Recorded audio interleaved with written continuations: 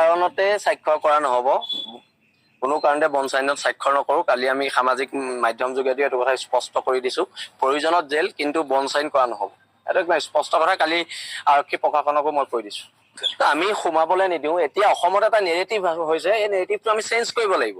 যে বিজেপিক ছাপোৰ্ট কৰিলে সি হিন্দু বাংলাদেশী সমৰ্থক কংগ্ৰেছক ছাপোৰ্ট কৰিলে সি মুছলমান বাংলাদেশী সমৰ্থক এইবিলাক কি কথা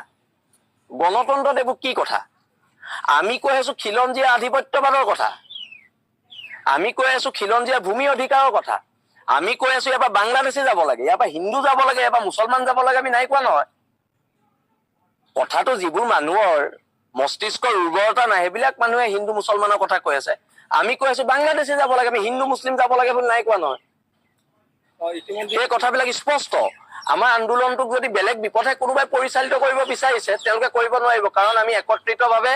এখন সংগ্ৰাম কৰি আছো এই সংগ্ৰামখন বহিৰাগত মানুহৰ বিৰুদ্ধে বহিৰাগত মানুহৰ অৰ্থনৈতিক আগ্ৰাসনৰ বিৰুদ্ধে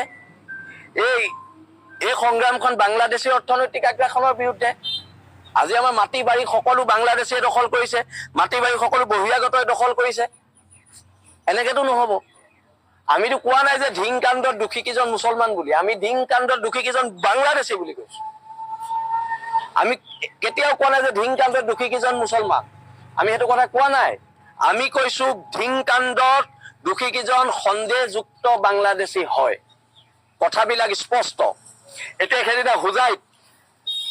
এটা লম্পটে এজনী ছোৱালীক ধৰ্ষণ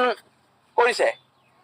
আমি কৈছো এজন হিন্দু হয় বুলি কোৱা নাই আমি কৈছো তেখেত বাংলাদেশী মূলৰ সন্দেহযুক্ত হিন্দু হয় কথাবোৰ ডাইভাৰ্ট কৰিব নালাগে আৰু উজনি অসমত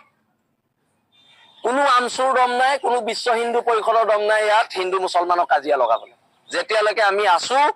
উজনি অসমত হিন্দু মুছলমানৰ মাজত কাজিয়া নহয় কোনো কাৰণত নহয় এইটো আমচুৱেও লগাব নোৱাৰে আৰু বজৰং দল কিবা দল সিহঁতেও লগাব নোৱাৰে সেইটো একদম স্পষ্ট কথা প্ৰয়োজনত জেল যাম কিন্তু বন্ড স্বাক্ষৰ নকৰো